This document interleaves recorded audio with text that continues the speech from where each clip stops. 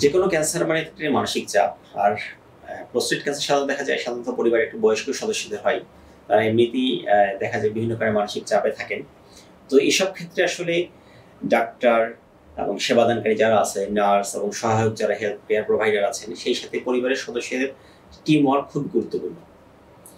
আর cancer রোগীর সাধারণত দেখা যায় যে একজন ক্যান্সার চিকিৎসকের সাথে দীর্ঘদিন থাকার কারণে এই চিকিৎসক তার ফ্যামিলি মেম্বার হয়ে যান। তো সেক্ষেত্রে যেটি গুরুত্বপূর্ণ হচ্ছে রোগীকে প্রথমে আশ্বস্ত করা এই রোগটির প্রকৃতি এবং প্রোস্টেট ক্যান্সার থেকে নিরাময়যোগ্য রোগ এবং চিকিৎসা যে ভালো থাকে সেই রোগীকে আশ্বস্ত করা খুবই গুরুত্বপূর্ণ। চিকিৎসা যদি পার্শ্ব প্রতিক্রিয়া হয় সেই সময়গুলোতে রোগীরা যাতে মানসিকভাবে শক্ত থাকে, দৃঢ় থাকে, সেজন্য পরিবারের সদস্যদের তাকে সব রকম সাপোর্ট দেওয়া, তার পুষ্টিকর খাওয়া দাওয়া মেনটেন করা, তার মানসিক দিকটাকে খেয়াল করা, এই সবগুলো আসলে খুবই গুরুত্বপূর্ণ।